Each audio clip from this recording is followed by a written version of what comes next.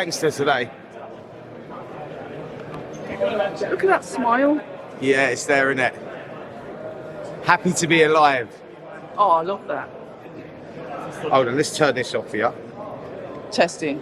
Yeah, just making sure. Just everything's all turning the old dog and bone off. right. Old dog and bone. It's an old school saying, that. I know. Cockney rhyming slang. Yeah, but not a lot you of people Southerner. know it. Like, it's a southerner, but that's an old one. Yeah. That's for the generation before the generation, I think. I'm going to see how long it takes for you to. You never keep still. Anyway, Go on, I'm not. October red. I'm back with a look. Do you know what I'm going to do? I'm going to try my hardest to keep still for you today. You know that, because I am popping about all the time, aren't I? You are like a Tasmanian devil, There you go. I like that. I like that. All right, I'll go with that. the London version. Yeah, Anyway, let's go. let's go. October red. I'm here with the lovely Spencer Oliver. We are at the the weigh-in. The Yes. press of yesterday. The weigh-in for Zhang and Joyce too. Keep on going to say Joyce. I don't know. Maybe it's because of Brits. Because of the first one, wasn't it? It was Joyce, Zhang. Now it's Zhang, Joe Joyce, because he's got the WBO interim title. What Joe's trying to get back.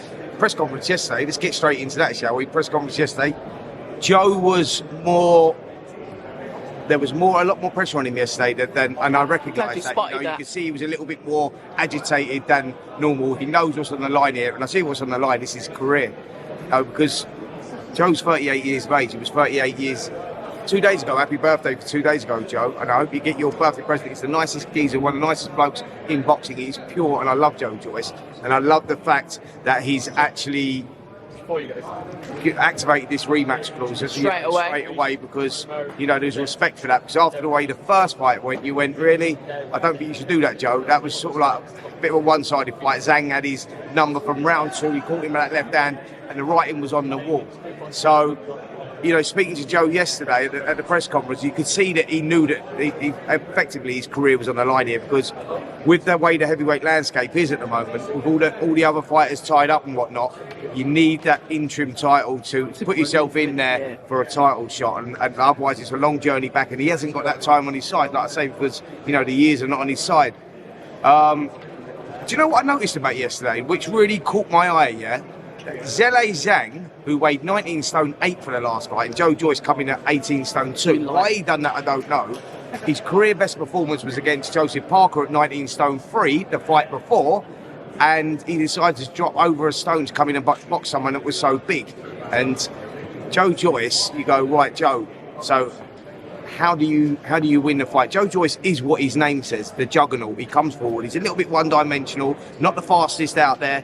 He's slow, but he's just strong, and he looks to, bulldoze his way through his opponents. So why would you come in at 18 stone 2? So I think their idea of that, their thinking of that was that Zhang, who's got slow feet but quick hands, is we'll move him around for a few rounds, then push him in the back.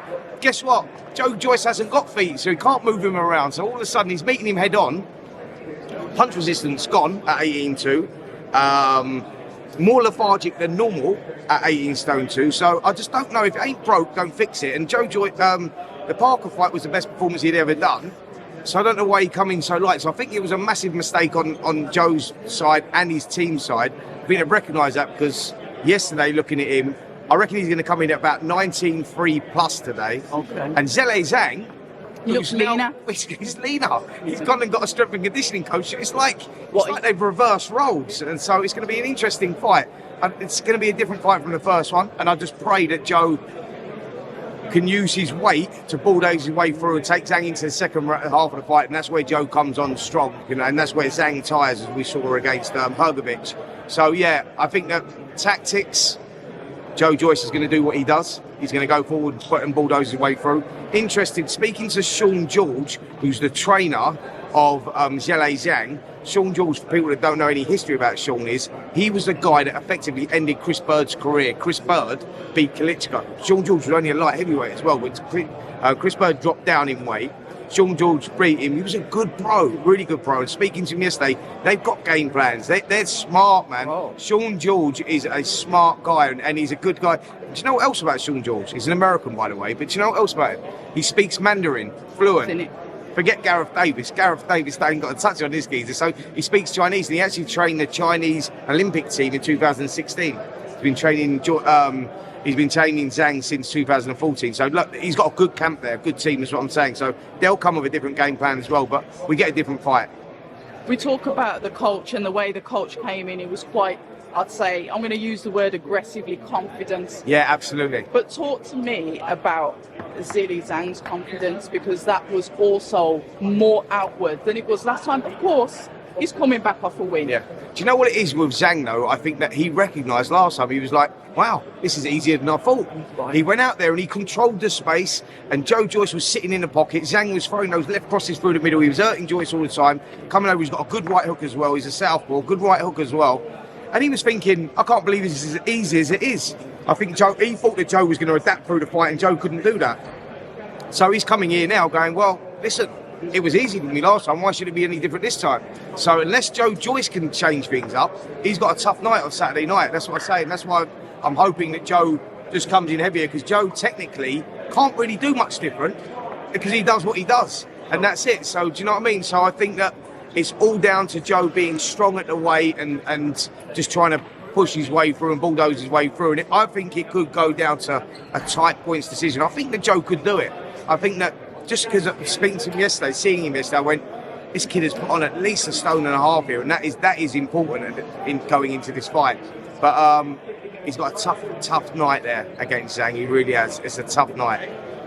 I like the way that the crowd is really separated on this. I mean, I've put up a few posts on YouTube, and it's, you know, people are literally 100% Zhang's going to do the same thing again. And then people are like sort of like rooting Joe as well. It's really split opinions. Do you want me to tell you where that is? So the people that are just using their heads, people that are just using their heads are the guys that are not emotionally attached to this contest, and that's where you're at. So the guys that are going, yeah, Joe Joyce, they're speaking from their heart. I'm speaking from my heart, so I want Joe to do it. And that is the reality of it. Like, I am speaking from the heart, right?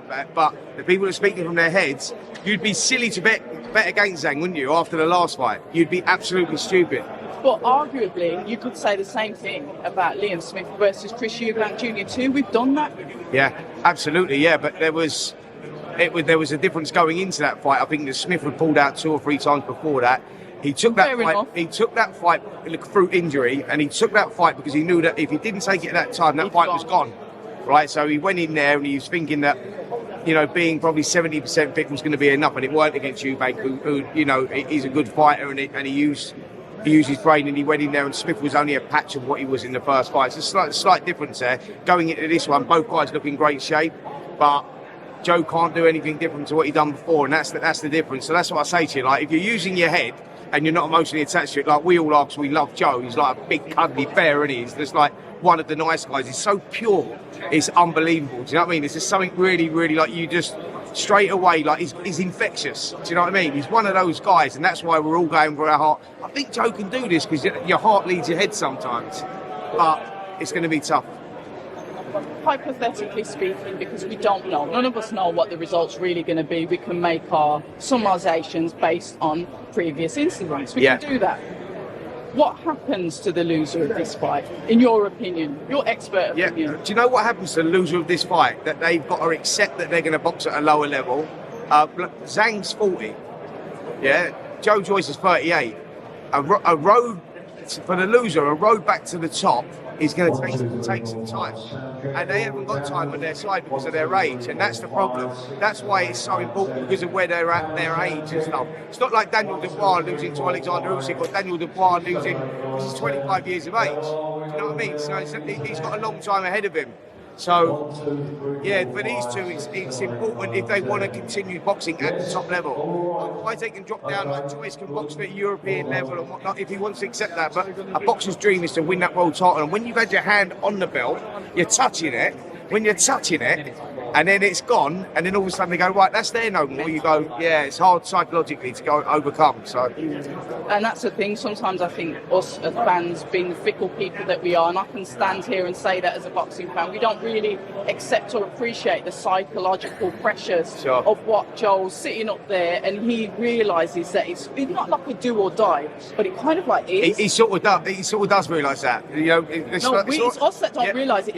You can see it with him. Absolutely. But I think that, you know, it's all right when people go, oh, what, you can't write a man off after one defeat, you know, he can rebuild and all that. I'm talking about Joe's age and where he's at, and the route back into the top because of what's going on with the Saudis and all the fighters hanging it all out, trying to get this big Saudi money and whatnot. Time is ticking. People like Fury and Joshua and Wilder and all that, they're all old as well. So they're going to check out soon. Their big fights are not going to be there soon. Do you know what I'm saying? So the new generation are coming through. So, you know, and Joe falls into that bracket, although like he's relatively new on the scene, he falls in that bracket where you go, you're old as well, so you need to make it count now. So it's really important for Joe. Like I say, like not just me, I think the whole country, you know, behind him because he's just such a good human being, do you know what I mean? So I'm hoping he does it, I really am, but Zhang and his team, Sean Jules looked supremely confident yesterday, you know, and like, what did he say to Adam Morley when he said to Adam Morley, when Adam Morley said, oh, you know, we would have won the fight had it not been for the eye, and he said, in the words of Floyd Mayweather, if that's what you believe, you know shit about boxing. You know what I'm saying? He goes, you know shit about boxing. And he sort of got a point. You go, when you start going, your defence is, well, had it not been for his eye, Joe would have won. You go, fucking fight was you watching, mate? Because I was watching a different fight. I was watching a fight where Joe was in trouble from early rounds, mate. And forget the eye, it weren't going his way. It weren't his night. So, yeah, it was interesting. And that's why I think that Sean, when I spoke to Sean, he interviewed him yesterday, and I went, you know what, I've been around this game a long time, and I know a lot of people, and you know, you listen to trainers, and you know the ones that are blagging, and there's a lot of them out there, and you know the ones that are fucking the real deal. He's the real deal. You know, I've never heard you talk about a trainer like that before. I'm going to take your word for it. I'll ask you off camera who you think the ones are that are blaggers. But anyway, there's one thing that you did touch on there that I want you to clarify, because there's something that's happened over in Saudi that has confused the hell out of me. Okay, we had skills challenge. Yes. And skills challenge seemed to be disappearing a little bit. Okay, they were there and they were arranging. Obviously, we've got the Anthony Joshua, Deontay Wilder, which I did presume there was going to be a delay. Yeah. Then all of a sudden, now we've got Frank Warren, top rank, over in Saudi, and they're working with another Royal Highness. Yeah. So this is my ignorance. I need you to break it down, because to me, if I'm looking from the outside, as soon as they have gone over, as soon as Frank has gone over there, as soon as Top Rank have gone over there, it's like skills challenge has like just disappeared. Now I just need you to make sense of it for me, because I'm lost. Well, so where I'm positioned with that is, I think that where Frank has gone to, Your Highness, over in Saudi, he's gone to the bigger group, the higher group, and they're the ones that are really, they're the ones that are controlling the money, etc., etc. So Frank's gone sort of round the back door and gone and dealt with the bigger team, and that's where I think we're at with it all. And I think that's why skills challenge may be just stalling at the moment, just paused at the moment, because Frank's done a genius move. And this is why I'm sorry, and this is why we love boxing, but this is also why we hate boxing, because we were sort of like really, well, a few of us were looking forward to that Anthony Joshua, Deontay Wilder fight. You know, his trainer said certain things. You know, Eddie's like, not really as vocal as he was about it before, and it's like, what on earth's going on? And then you see Frank standing up and smiling. I'm thinking, hold on a minute, what is happening here? Listen, old Uncle Frank, he just keeps going, don't he? Do you know what? I've really grown to like him, actually. Like, I just love him, like that don't give a shit attitude anymore. You know what I mean? He's at that stage of his life, and he's like, he talks the talk, and he's gone and done a genius move out in Saudi Arabia, and that ain't going away. You know, I think that they've got big plans, huge plans. So we'll see what happens. I don't know what's going on with Skills Challenge at the moment. I think it originally was Skills Challenge because the venue wasn't built in time, and they said they didn't have the venue built in time, so the fight couldn't happen in December, and then we moved it to January. Now we don't know anything. Right, so Alexander Usyk and his team said, listen, we've had no offers. Fury Frank said we had no offers from them either. Anthony Joshua, I know, wants to fight Deontay Wilder. Deontay Wilder wants to fight Anthony Joshua. Fury wants to fight Usyk. Usyk Fury. I think we get Usyk Fury next, by the way. And there you go. I'm going to throw another one out there. It's Riyadh season out there right now. It's going to be a huge event, this one, with Fury and Ngannou. That is going to be absolutely huge. Every living heavyweight ex-champion that's going to be there for that event, and it's just going to be it's going to be something spectacular. And then I think after Fury has that, then I think that we get the Fury Usyk fight, because I think that Frank may have done the deal with the right people. I really don't want to, suppress anyone's hopes or dreams, but obviously we do want to see Usyk Fury, whichever way you want to say it. Yeah. We do want to see that fight, so it would be nice at least one of the heavyweight bouts that we're talking about actually comes into fruition. Yeah, we need to see it. For the modern era, you need the best to fight the best, and so we need Fury versus Joshua. We need Joshua versus Wilder. We need Fury versus Usyk. We need Wilder versus Usyk. Them fights are all out there. Do you know what I mean? And all the guys need to get those on. There's still massive fights out there for the four big names, and they all need to mix it up to work. Like, if you're going to talk about like modern heavyweights going down in history as one of the greatest of all time, you have to fight everybody of that era. When you look down to Muhammad Ali, Joe Frazier, George Foreman, Larry Holmes, and all those, they all fought each other. They even had trilogies. You know what I mean? Like that, it has to happen. If it doesn't happen, then you're always going to be judged on whether you're really that good. So. And the final question I'm going to ask, and this is because you've got your feet dipped in every single boxing pie that there is. Quite rightly so. Anthony Yarde is fighting, and there's been a little bit of rumbles on Twitter. Twitter is good, for gossip's sake. It's very toxic, but there can be some good gossip. There's potential talk about him fighting the winner of Buatsi Aziz. It's a no-brainer. Okay. It's a no-brainer. So, it's a no-brainer. So. Look, even though they're potential eliminators for Bivol. Absolutely. It's a huge fight for all parties involved. So we got October the 21st. We got Joshua Buatsi versus Dan Aziz. We get that fight over. The winner, they're number 1 and number 2 respectively in the WBA rankings. We don't know what Bivol's doing at the moment, but the winner to fight Anthony Yarde is a huge fight, and financially it makes sense, and really it makes sense for the winner of Yarde and the winner of that to go on and fight for a world title. So just from a business point of view, it makes total sense. Commercial point of view, it will be absolutely huge. I think that Frank Warren Boxer could get that deal over the line, and that's what British boxing needs, and I think that hopefully that's what we get. British boxing needs it. We do love a domestic, and there's been history between, say for example, if Buatsi wins, Buatsi Yarde was always a fight that all of us wanted to see anyway. However, we talk about this not like a power struggle, but what channels are going to go on, what networks are going to go on. How do we resolve these issues and just get the flipping fights out so we can have... See, I'm swearing now. Yeah. Do you know what? Sorry. That's the big problem with all these fights that don't get made because of the politics involved in boxing. Different networks, different promoters, etc., etc. But we have seen in the past promoters and networks work together, and I think in that instance, maybe that's what they could do. They could pull it. Maybe they could have a return clause in it that the winner one goes one and one goes the other. Do you know what I'm saying? So it makes sense. There's ways around it. But that's down to the promoters to work out, the networks to work out, etc. What I'm saying is it can be done, and that's the most important thing. And on that note, we're gonna cut it for today. Yes. An absolute pleasure. As always. A pleasure. As always. Spencer Oliver, the man himself, October Red. Until the next time. Look forward to it.